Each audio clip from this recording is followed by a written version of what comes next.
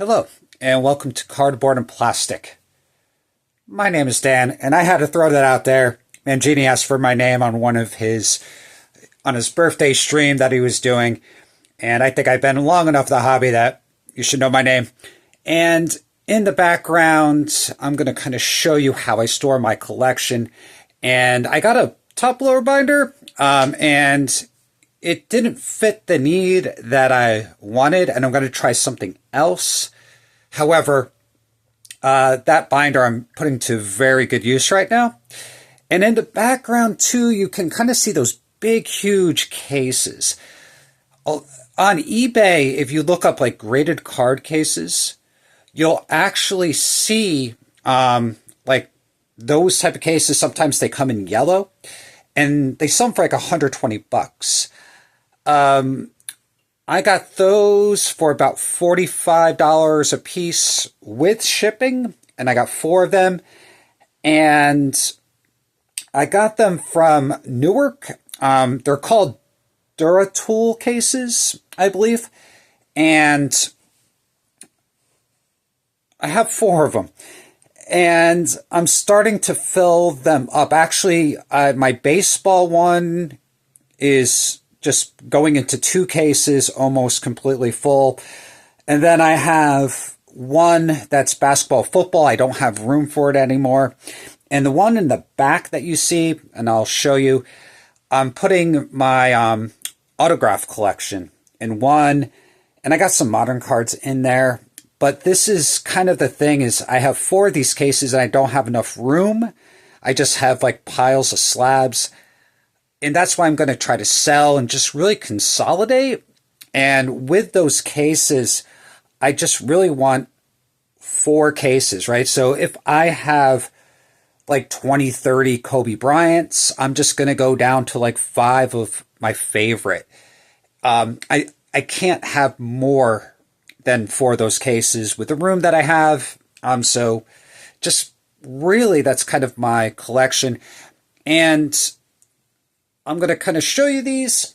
So this is going to get kind of weird, but let's go ahead and try to do this. So this first case here that I have, these are top loader cases.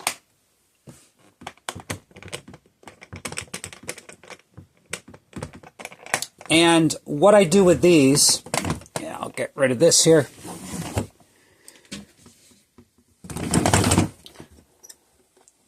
And I'll kind of show you here. These top loader cases, I got these from eBay. And Amazon. And my Rick Smits PC, I have in 2 of these. I would love to put these in binders eventually, and I'll talk about that. But like, I'll just show you a few things here. So this is like kind of the crazy thing with like ultra modern. All of this is just cards after he retired, right? So, by the way, like these are different. Like this is a gold out of, what is this? 49, right? But like all these are different, right? Different numbers, parallels. And this is like the insanity of the collecting that we have now. And I mean, some of these are on card, beautiful cards. Oh, by the way, like I even like anything, right? This is like a playing card. And then I have a leaf card that has Chairman Yao, the Duncan Dutchman. And these are like, I guess, Gamey's jerseys they chopped up. So that is like this one case. And I'll show you a few more. What we have here, just more. And then I have like this is the problem with like modern collectors. I feel sorry for them. Like you can't be a super collector anymore. Thankfully, they only did this once with Smits, but they had them in a Prism set for like retired. And then like if they did it today, I would have to get like 70 cards. I mean, it's fun, right? If it's like not crazy. This is actually 65. I actually have like 5 of these. This one was harder to get. And like some of these are actually probably the rarest ones I have. I have 2 of them. They're the white sparkles, and they're not numbered, but they're super short print. And I basically will pick up multiples of them, right? And like all these, getting the rainbows together. So this is my one of my Smiths, and I also have another case.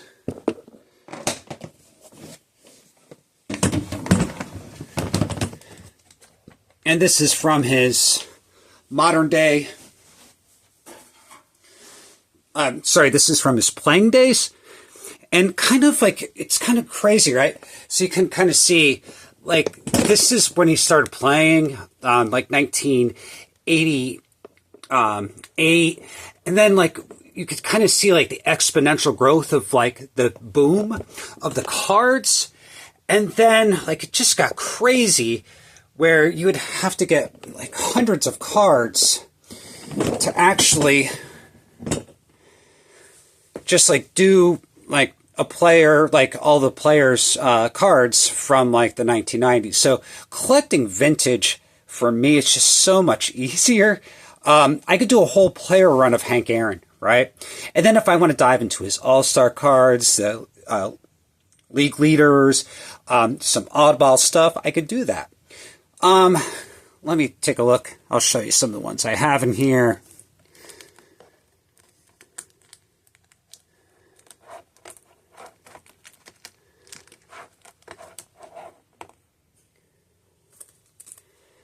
So this is like one of his years,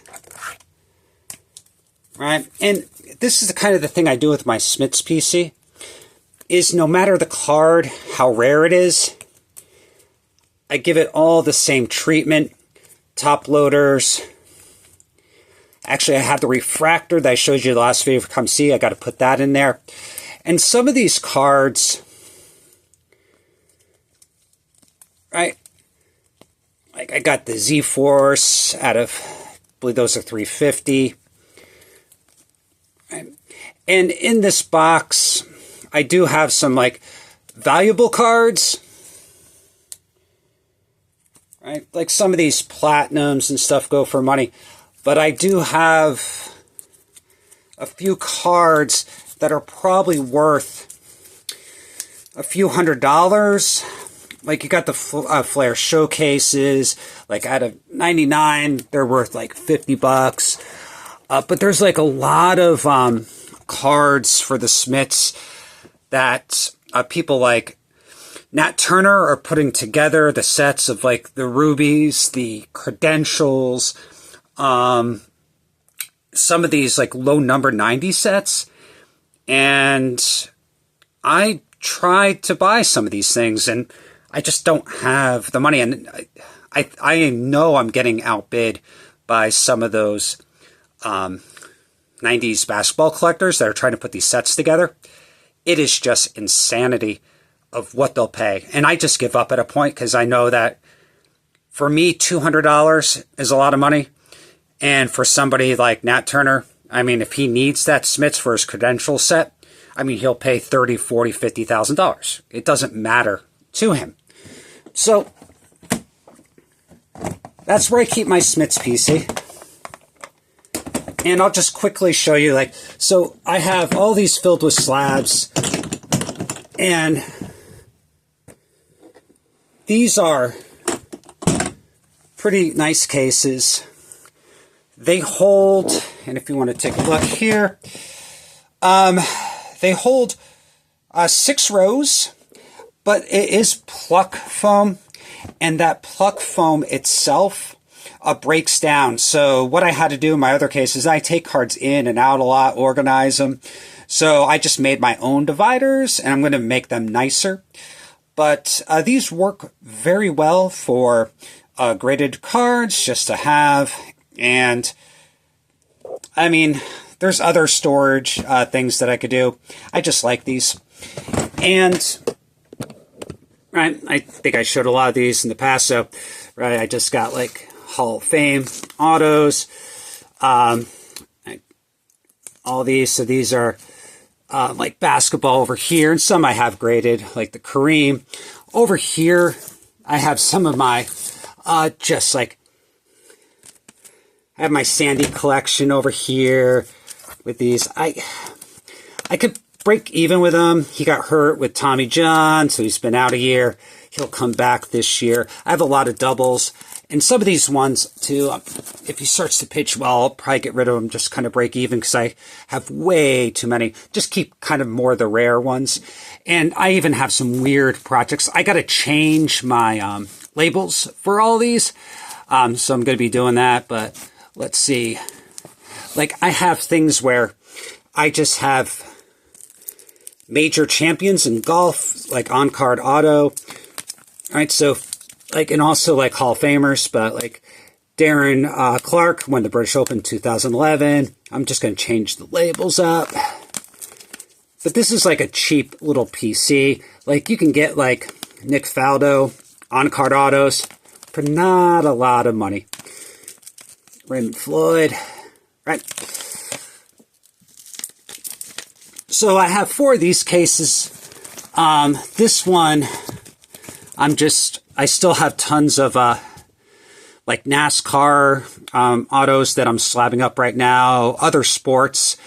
This is just the baseball row. I still have a little bit more baseball to go, but that's going to be my project for that. And the last thing I want to show you is a binder that I got.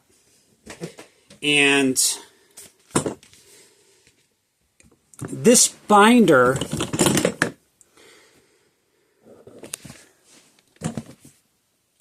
is pretty large if you take a look at it. This is a top loader binder, and it worked for part. It kind of did what I wanted to do, but not really. So one of my projects that I want to do is, like, all my player runs, I want to put in a binder. Now, the problem with this binder, and this is what I was looking for. I was looking for a binder, and I think this is the only one they make that's like 9. For you could put top loaders in here. And I was kind of like looking like, okay, well, I want to put Hall of Famers in there, but the problem is there's no rings. So, like, I would have to, like, say, okay, 2 pages for Richie Ashburn, right? And have all his cards in here. Kind of the other problem, too, with, like, some of the players, some of the early Topps cards, like 52 to 56 or a little bit larger, they do fit in the normal top loaders, the majority of those cards, even with, like, the vintage card sleeves. So, I mean, not that big of a deal, but these don't allow anything bigger, and a lot of them don't. So, if I had, like, a Richie Ashburn, and then I could say, okay, well, 3 pages for a Richie Ashburn, but then if another Hall of Famer that I want to collect comes around, I want to keep everything in alphabetical order, I would have to move everything over, and, like, you can't do that with this many pages. So I think I got another solution coming up, so I ordered something else from Amazon that I think is going to work a little bit better. By the way, these binders are huge, but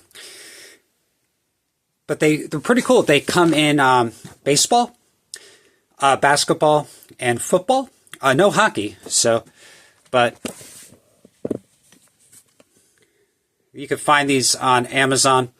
If anybody does want the link, just let me know. I could put it into the notes there.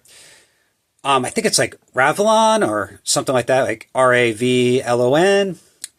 So what I decided to do with this is, because I didn't want to move things around, I decided to say, okay, I have some sets I'm working on.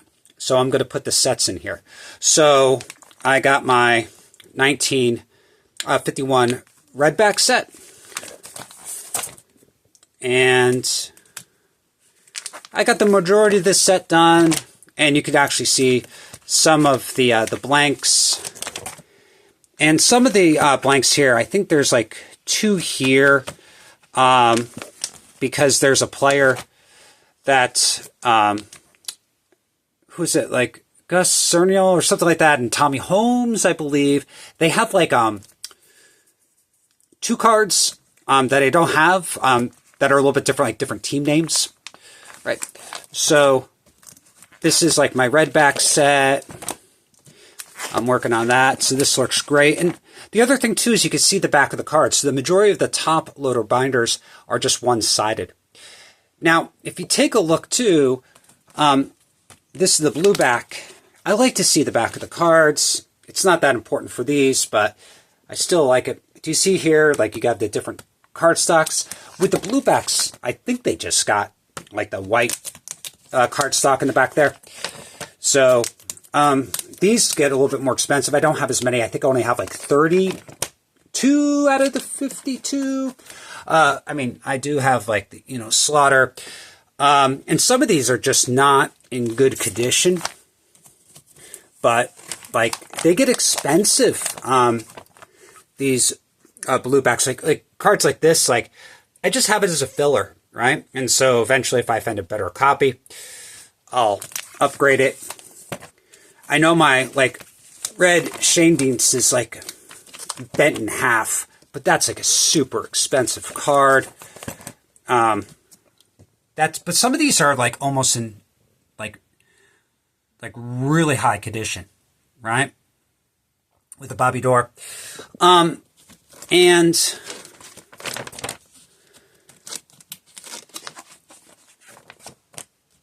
this is kind of the weird part, and I'm a little bit insane here. So what I started to do is, right, I have the red back, the blue back set, but the red back set has 2 different color backs.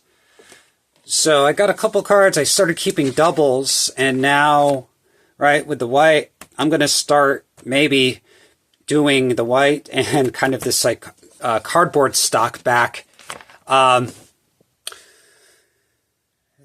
might get a little crazy, but it's collecting, right?